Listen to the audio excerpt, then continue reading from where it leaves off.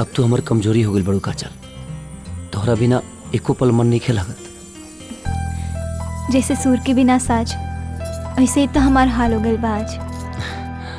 जैसे तू हमारा गीत में शामिल हो गई बड़ू, वैसे ही हमारा जिंदगी में शामिल हो जा काजल।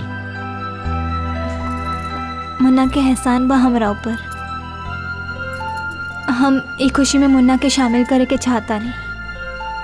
हमके विश्वास बा ये बात मुन्ना सुनी तो बहुत खुश हो जाई। हमरो यही उम्मीद बा, काहे कि मुन्ना हमसे वादा कहले बाड़े कि वो हमार हर सपना पूरा करी है। तू बहुत भाग्यशाली बड़ू काजल कि तोरा मुन्ना जैसा आदमी मिला। यही से तो हम प्यार रवा से करेनी और मुन्ना के पूजा। बस अब जल्दी से वो भगवान से अपना ब्याह के वरदान मांग ला और हमारा घर के लक्ष्मी बन के चलो। मौका ही नहीं मिल पावत, लेकिन मौका मिलते ही हम मुन्ना से बात करब। हमरा भरोसा बा कि मुन्ना हमारी सपना ज़रूर पूरा करी है।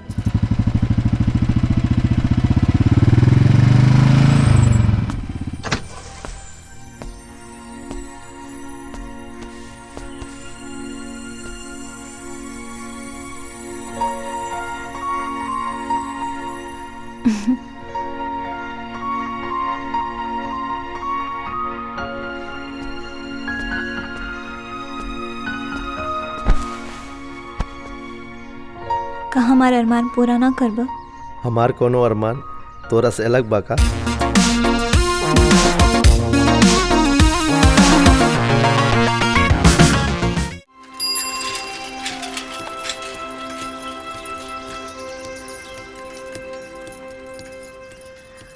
लालू जी बोल रहे हैं? बुड़बक, हम तुमसे प्यार नहीं करता तो अच्छा बच्चे फेसबुक से लड़ते हैं।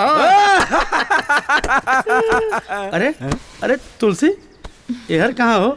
कोनो काम बा का? ना ना कुछ ना।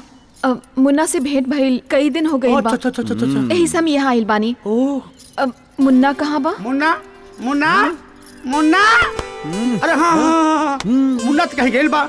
कौन काम जो हमरे लायक हो तो बतावा, हम तो बटले बाटी। ये काम तो हर बस के नहीं खे। अच्छा खैर जायदा, हम जाता नहीं। सुना,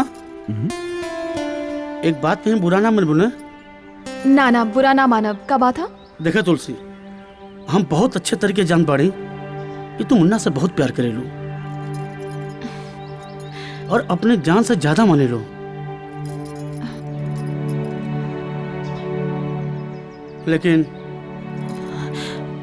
लेकिन का सीएम? तो मुन्ना का ख्याल अपने दिल से निकाल दो। का पगला गई बाड़ा का? लगातार दिन में ही 2-4 पैक लगा लिया बाड़ा। पागल हम ना, पागल तू भइल बाड़ू तुलसी, पागल तू भइल बाड़ू। मुन्ना हमार दोस्त है, ओकरे रग रग से वाकिफ बाड़ी हम।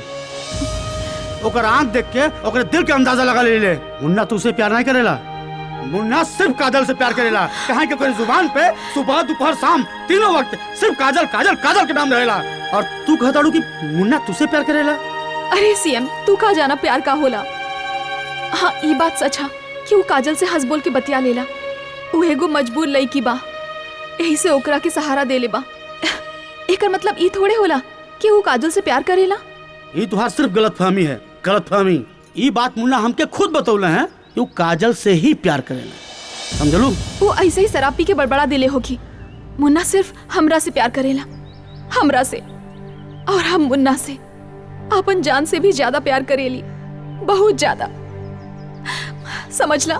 पी के आदमी बड़बड़ ना करेला, पी के आदमी अपने दिल के सच्चाई बतावेला।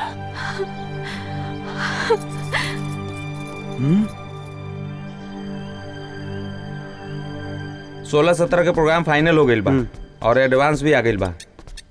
और 20 वाला का भाई? और बातचीत चलता। ठीक बा, तू जाके बैठ। जी एक है सारी बेटा। हाँ, बहुत दिन से हम तोहरा से एगो बात कहल चाहत बानी। का बोला ना?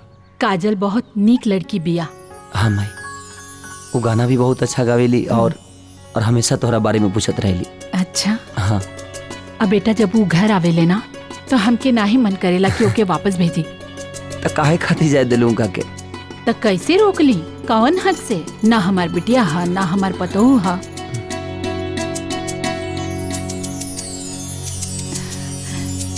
तू का सोचे लगला काजल के बारे में? जिकरा तोरा जैसन माई सोचे वाला हुई ओ जी बेटा का सोची माई, हमेशा तो तू ही सोचली हमरा बारे में। हम ओकर दिल पढ़ ली। हाँ, तू काजल से अपन ब्याह के बाद काहे नहीं खा करत? ब्याह के बाद काहे? काजल तो के नहीं पसंद का? ना माई, ऐसन कोनो बात नहीं है। तो ऐसन करा कि काजल से अपन ब्याह के बात करा, और हमके पूरा भरोसा है कि वो इनकार ना करी। के मरी अनया का तोर बाप के मारी? चिल्लात का है बड़ा बहिर पानी का? ना, पूरा दुनिया जानता कि ते बहिर ना है। ठीक बा माई। हाँ, खुश रहा खुश रहा। दवाई टाइम से खिला दी है माई के। ठीक बा।